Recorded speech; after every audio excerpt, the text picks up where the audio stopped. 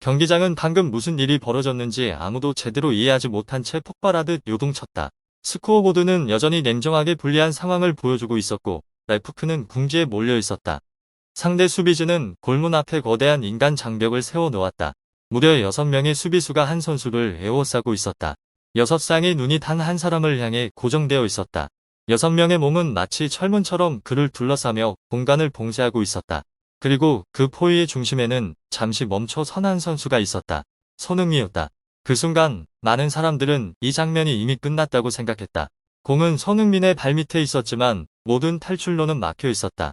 공간도 패스 길도 돌파할 방향도 없었다.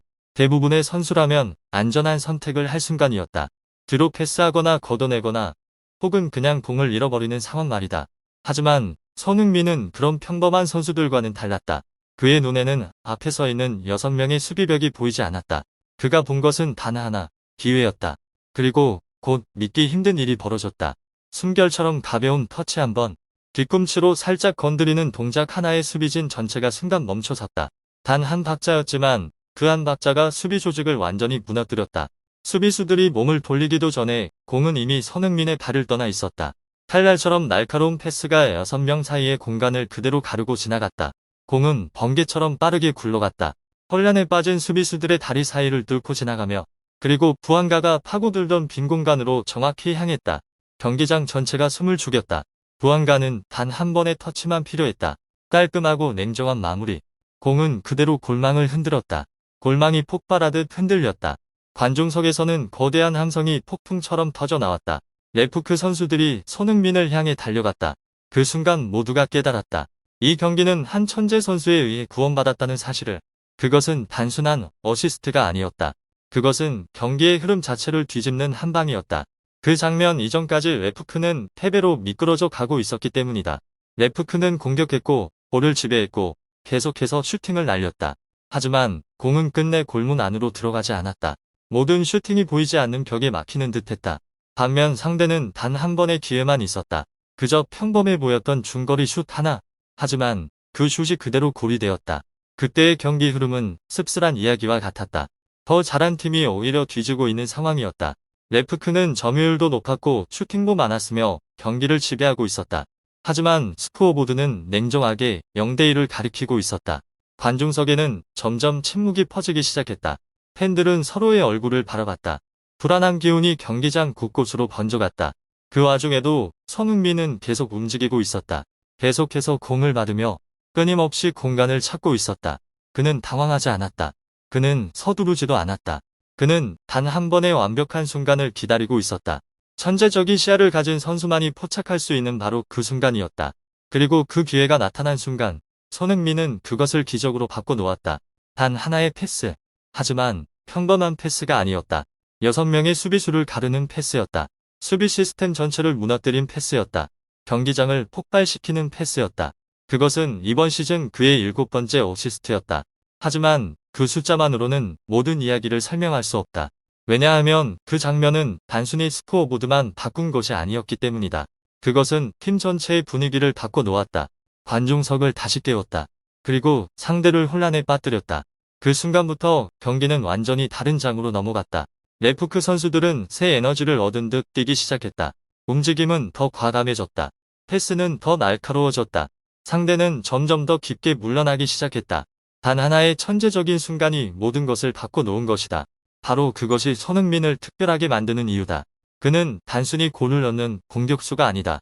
그는 경기의 이야기를 다시 쓰는 선수다. 단 한순간, 하나의 결정, 한 번의 터치, 그리고 경기의 흐름이 완전히 달라진다. 그것이 바로 최고 수준의 축구다. 그리고 그것이 바로 손흥민이다. 절망처럼 보이던 순간을 승리의 장면으로 바꿀 수 있는 선수. 단 한 번의 패스로 6명을 무너뜨릴 수 있는 선수. 그리고 그 밤 팀 전체를 구해낸 선수였다. 국 장면에서 손흥민의 마법 같은 패스에 경기장이 폭발한 듯 이제 이 경기의 진짜 이야기가 서서히 드러나기 시작했다. 그리고 모든 이야기의 중심에는 바로 54분이 있었다. 그것은 단순히 아름다운 장면 하나가 아니었다. 그것은 경기의 운명을 바꿀 수 있는 결정적인 순간이었다. 시계가 54분을 가리키는 순간 경기장 공기는 압박감으로 거의 얼어붙은 듯했다. 래프크는 어려운 상황에 몰려 있었다. 그들은 공격을 밀어붙이며 볼 점유율을 높였고 수차례 위협적인 장면을 만들어냈다. 하지만 골은 좀처럼 터지지 않았다. 관중석에서는 점점 초조함이 퍼지기 시작했다. 공격이 번번이 무산될 때마다 팬들의 인내심은 조금씩 깎여나갔다. 그리고 마침내 공이 손흥민의 발로 향했다. 그 순간은 겉보기에는 특별해 보이지 않았다. 하지만 실제로는 거의 막다른 상황에 가까웠다. 상대 선수 6명이 즉시 그를 둘러싸며 압박했다. 6명의 수비수는 마치 철벽 같은 장벽을 형성했다. 이런 상황에서 대부분의 선수들은 안전한 선택을 한다. 뒤로 패스를 하거나 공을 멀리 걷어내거나 혹은 그냥 공을 빼앗기는 것이다. 하지만 손흥민은 평범한 선택을 하는 선수가 아니었다. 그는 6명의 포위 속에서도 놀라울 만큼 침착했다. 서두르지도 않았고 당황하지도 않았다. 단 한 번의 시선과 가벼운 터치로 공간을 만들었다. 그리고 마치 마술 같은 뒤꿈치 터치로 순식간에 압박에서 벗어났다. 상대 수비수들이 몸을 돌리기도 전에 공은 이미 그의 발을 떠나 있었다. 그리고 한 번의 패스가 나왔다. 그것은 안전한 패스가 아니었다. 단순한 패스도 아니었다. 칼날처럼 날카로운 패스였다. 그 패스는 상대 수비 라인을 그대로 갈라놓았다. 공은 수비 뒤 공간으로 정확히 향했다. 그리고 그곳에는 부안가가 기다리고 있었다. 부안가는 활에서 튀어나간 화살처럼 질주했다. 복잡한 동작은 필요 없었다. 그에게 필요한 것은 단 한 번의 터치였다. 페널티 박스 안에서 깔끔한 마무리였다. 공은 그대로 골망을 흔들었다. 경기장은 순식간에 폭발했다. 팬들의 함성이 관중석을 뒤흔들었다. 레프크는 동점골을 만들어냈다. 하지만 그 골은 단순한 마무리가 아니었다. 그것은 손흥민의 천재적인 순간에서 시작된 장면이었다. 개인의 기술, 한 번의 패스, 그리고 모든 것을 바꾼 순간이었다. 하지만 이 골이 더 극적으로 느껴진 이유는 그 이전 상황 때문이었다. 전반전을 돌아보면 레프크는 악몽에 가까운 상황에 놓여 있었다. 그들은 경기 흐름을 거의 완전히 지배했다. 볼 점유율도 높았고 공격도 끊임없이 이어졌다. 수차례 슈팅 기회도 만들었다. 전반전 통계는 축구의 아이러니를 보여주었다.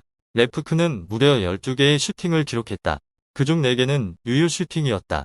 이 정도 수치라면 어느 팀이든 희망을 가질 만했다. 하지만 결정력은 부족했다. 상대를 무너뜨릴 만큼 날카로운 슈팅이 없었다. 반면 상대팀의 상황은 완전히 달랐다. 그들은 볼을 거의 잡지 못했다. 공격 기회도 많지 않았다. 하지만 단 한순간이면 충분했다. 43분 페널티 박스 앞 혼전 상황에서였다. 공이 박스 밖으로 흘러나왔다.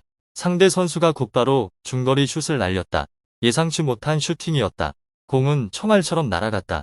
그리고 모두가 놀란 사이 공은 그대로 골문 안으로 들어갔다. 단 한 번의 슈팅이었다. 하지만 결과는 골이었다. 스코어는 순식간에 0대1이 되었다.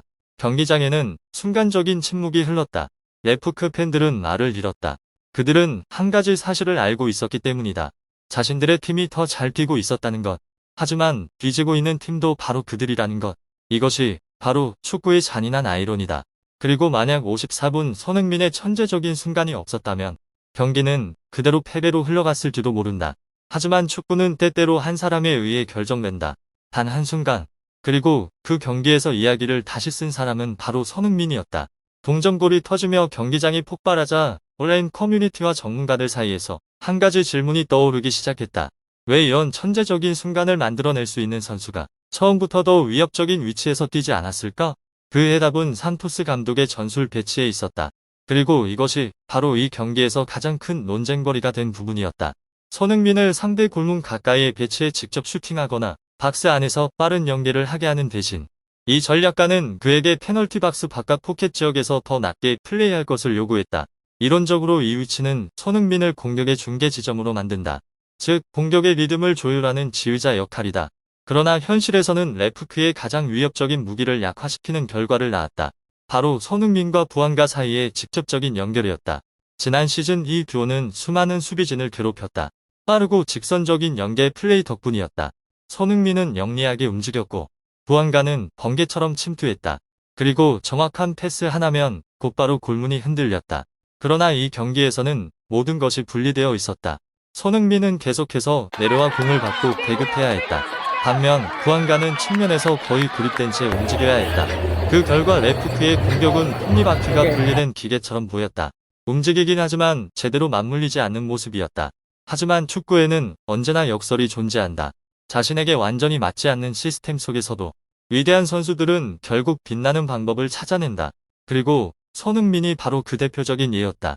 더 깊은 위치에서 플레이하며 볼 배급 역할까지 맡았음에도 불구하고 그는 여전히 경기장에서 가장 눈에 띄는 선수였다. 전반전에서만 해도 손흥민은 3차례 슈팅을 시도했고 2번의 결정적인 득점 기회를 만들었다. 또한 수차례 위협적인 공격 장면에 관여했다. 그가 공을 잡을 때마다 관중석에서는 기대의 파도가 일었다. 후반전에 들어서도 손흥민의 영향력은 계속 이어졌다. 경기에서 가장 위협적인 장면 중 하나는 그의 코너킥에서 나왔다. 공은 완벽한 궤적으로 페널티 박스로 향했다. 그리고 동료 포르테우스의 머리를 정확히 찾았다. 이어진 헤더는 매우 위협적이었다. 관중들은 이미 자리에서 일어나 환호할 준비를 했다. 그러나 상대 골키퍼가 믿기 힘든 선방을 보여주었다. 골은 나오지 않았다. 하지만 메시지는 분명했다. 전술적인 제약이 아무리 많아도 손흥민은 레프트 공격의 유일한 빛이었다. 그리고 시즌 전체를 바라보면 이 경기의 어시스트는 결코 우연이 아니었다. 2026 시즌이 시작되자마자 손흥민은 놀라운 폼을 보여주고 있었다. 단 4경기 만에 그는 한 골을 넣었고 무려 6개의 어시스트를 기록했다. 많은 사람들을 놀라게 하는 기록이었다. 이는 손흥민의 역할이 변하고 있음을 보여준다. 그는 더 이상 단순한 골잡이가 아니다. 그는 레프트 공격의 창조적인 두뇌로 변하고 있다. 그리고 부안가에게 향한 그 패스가 완성되는 순간 그의 어시스트는 7개로 늘어났다. 모든 수비진이 경계할 수밖에 없는 숫자다. 하지만 중요한 것은 단순한 숫자가 아니다. 손흥민이 그 장면을 만들어내는 방식이다. 탁월한 시야로, 압박 속에서도 흔들리지 않는 침착함으로, 그리고 뛰어난 경기 읽기 능력으로 패배로 끝날 것 같던 경기에서 레프트를 다시 끌어올린 사람은 손흥민이었다. 천둥 같은 슈팅이 아니라 화려한 개인 돌파도 아니었다. 단 하나의 완벽한 패스였다.